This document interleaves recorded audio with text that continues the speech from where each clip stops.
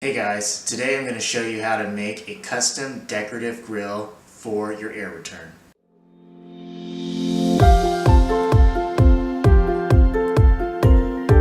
Here is the finished product, and here is the original grill. As you can see, it's old, has dents, is rusted, and generally does not look appealing. Some basic materials that you will need are 4 pieces of project board to make a frame. We ended up using these 1x2s from Home Depot, and we got the decorative sheet metal from Amazon. I'll leave a link for that in the description below. Start by measuring out the frame size.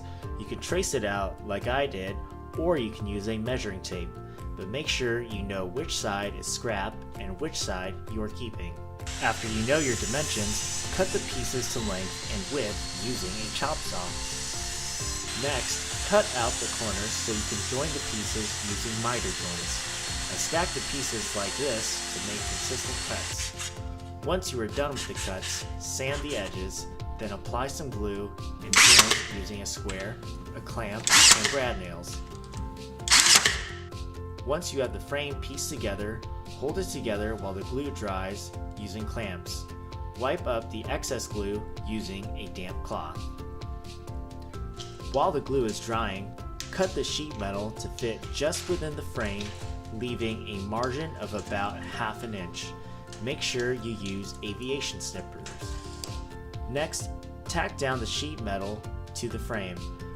I use these roofing nails because its head is flat and is wide enough to cover the holes in the sheet metal. Just make sure the nails do not go through the frame. If your material feels fragile, you can pre-drill some holes to make sure it doesn't split. Take out the old grill and clean up any dust. It turns out our old grill didn't have a filter behind it. Good thing we decided to replace it. Before you screw on the frame, again, pre-drill some holes to make sure you don't split the wood.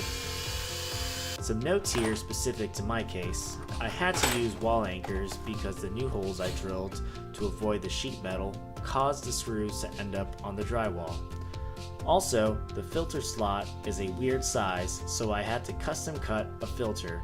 Finally, screw it in. I use these deck screws because they don't rust, and frankly, I just like them better. Don't forget to paint over the screws to make sure it blends. Do not fill in the screw holes with any filler so that you can change out the filter in the future. Here's another shot of the old ugly grill and the new custom-made decorative grill.